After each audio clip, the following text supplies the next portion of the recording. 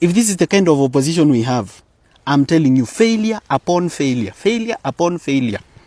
Because they should be representing our future and they are not representing our future. Ruto is a liar, we know it. But he's selling a dream, a stupid one called Singapore. What are we selling? Yeah, Ruto is selling a stupid dream. It's called Singapore. To a person who has common sense, it does not make sense kwa sababu alianza na mama mboga, failure, sasa ni Singapore. But what are we selling? Which opposition leader has ever told Kenya what they will do with healthcare? Ni kusema tu ni mbaya. Nani amewahi sema ingekuwa ni mimi niko rais ningefanya hivi na hivi? Nani amewahi sema education tungefanya hivi na hivi? Truth is that we don't have a plan. Hatuna plan. Kama kazi ni kutaka kurudisha uhuru kwa kiti through Matiang'i, then we are wasting time. We have to be clear about who is going to fund our candidate. Hatuwezi kuwa ati sisi wote tumekaa tutategemea pesa ya Uhuru. Uhuru kwani anapeana pesa ya bure? He's going to fund the candidate with a specific mission. Anaenda kuwa na mission. He doesn't fund for nothing. It was Uhuru who took our debt from 1.89 trillion to 9 trillion. Mbona mnasahau? Mbona mnasahau kwamba we've lost 230 billion in Eurobond? Mbona mnasahau kwamba we've lost more than 10 billion kwa huduma namba? Mbona mnasahau kwamba tumepoteza 24 point something billion kwa laptops project? Why are you forgetting? Then suddenly now Uhuru is a good person.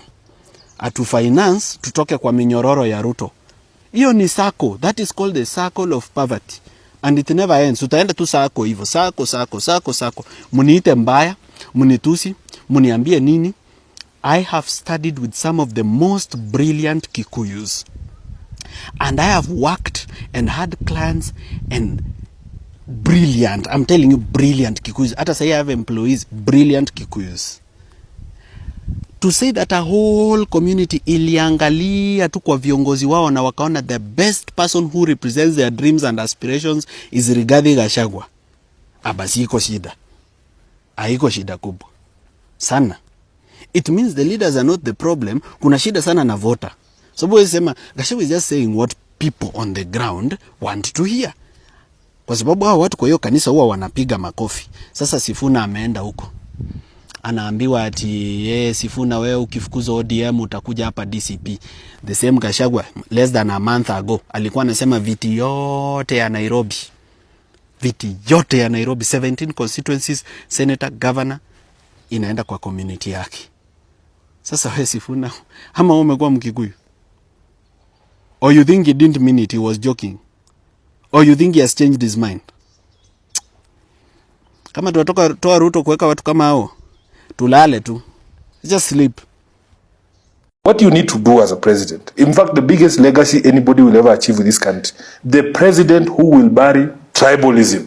Perfect. That is the person who will celebrate. We are saying, even if, they tell us now that the presidents for Kenya will only come from 2 tribes in eternity, from the Kalenjin and from the Kikuyu, we can accept, like me, I can accept and say yes. But what then becomes the responsibility of those 2 tribes? The responsibility of those 2 tribes, we have accepted you will be the ones to produce presidents forever, but get us the best of you. You can't just get any Kikuyu, no. Not just any Kalenjin. Get somebody who is competent to do the job. Gachagua hawezi kuwa president Kenya. Halo. Hata hawezi tuchagulia president hii Kenya. Ewe. Can someone explain to us in the frequency of Karen Nyamo how Rigathi Gachagua, who was a DO and a personal assistant and a one-term MP, has managed to buy hotels worth 3.5 billion in less than 2 years, has managed to construct flats on Riara Road worth 1.1 billion in less than 2 years? How is that mathing? Remember when people were complaining about the excessive budget in his office, the funding of his wife's, Dorcas Rigathi's, unconstitutional office, all this money that from our national budget that were going to these 2 offices was going to fund their 2 personal projects. For this person who is a manic kleptomaniac coming to Mount Kenya to start seeking sympathy, where was he when the Gen Zs were being killed? Where was he when women were killed and put in sacks? Where was he during the femicide protests? He was busy dipping his hands into public coffers and stealing. when Rigathi Gachagua was a district officer, he foresaw and presided over the mass evictions of Kikuyus in Molo, even killings, caused untold sufferings for Kikuyus in Limuru. At no point has Rigathi Gachagua ever had the interest of Mount Kenya at heart. He has always sought personal gain for himself and never for Mount Kenya people. At one point, he even attempted to kill Matiba's wife, unsuccessfully. There is nothing good or positive about Rigathi Gachagua. In fact, it is so unfortunate that Mount Kenya can give their ears to Moishiro Guaruto Oyo. Why would we do that? Rigathi Gachagua is overestimating his importance simply because you are a conspicuous flower girl at a wedding does not make you relevant. Ruto would still have garnered the votes in Mount Kenya whether you were chosen as a running mate or not. Semeni tu ukweli. Just be honest. Msidanganye. Because if you hated Ruto because of corruption, then how come you are supporting a corrupt opposition who were corrupt when they were in government, and you are even ready kukua funded na pesa ya former president who acquired it through corruption? How come? If indeed your issue with William Ruto is corruption. So please don't lie. Msikue na uongo. Me, I'm clear why I'm opposing Ruto. Very clear in my mind. But the rest of you, inaonekana ni kama ni ukabila. Most of you ni ukabila tu. Ni munataka mwizi wenu wa kabila yenu ndiye akue pale. Not that you want to change Kenya. Because if you wanted to change Kenya, you'll be supporting leaders of integrity who can transform Kenya. Lakini the fact that you are supporting corrupt people to replace a corrupt person, hapo inaonekana issue yenu si corruption. And your issue is not the public debt ama deni ya Kenya. Kwa sababu Ruto has messed up deni ya Kenya. But Uhuru also messed it up. Kuanzia 2013 mpaka 2022 alitoa 1.89 trillion to 9 trillion. Hiyo hamtaki kusema, na hata mko ready kuchukua pesa yake ya campaign ati mfanye campaign mtoe Ruto, replace a problem with a problem. Hapo ni kudanganyana, tunadanganya. Just be honest. Just say this is tribalism. It has nothing to do with changing Kenya. Just be honest about it. Msidanganye. Wacha tuseme asubuhi na mapema, telling us that if we are not supporting Rigathi Gachagua means we are supporting Ruto. That manipulation tactic is not going to work. We will not be coerced or manipulated into supporting Rigathi Gachagua. He was part of the corrupt government. He was part of the system that we were resisting. He cannot now come on this other side and pretend to be fighting with us. So when Rigathi Gachagua is talking about himself having the Mount Kenya vote, can he tell us which part of Mount Kenya? Because the last I checked, maybe the people from Madera, it's not the entire Nyeri County that supports Rigathi Gachagua. When we come to Mount Kenya East kukona akina Kindiki, Cecily Mbarile, akina Roko. Are they also counting on Rigathi Gachagua? When we come to places like Kiambu, we have Uhuru Kenyatta, kina Moses Kuria, Ishongwa, all those people are on Mount Kenya, also in Mount Kenya. Are they also supporting Rigathi Gachagua? Ikikuja Muranga, kuko na kina Dede Nyoro, huyu Alice Wahome, the current governor of Muranga Kangata. Are they also supporting Rigathi Gachagua? So which part of the mountain is Rigathi saying that he's bringing the votes? Because I'm sure all those people are not supporting Rigathi Gachagua. Muranga people especially wajitune hivi sikio. Rigathi was actively involved in harassing, maiming Kenneth Matiba. If you have any value for your son, Kenneth Matiba, you should not even be involved in Rigathi Gachagua politics. Have Nyeri people forgotten what happened when Rigathi Gachagua's brother was governor? So people have already forgotten, now they are willing to endorse him. Have people forgotten ile maneno yake ya serikali ya shares? Have people forgotten how he addresses everyone in Kikuyu everywhere he goes? That is the candidate or the person you're trying to twist all of us to support. He has to be in government. He has to get these positions. Who is he getting these positions for?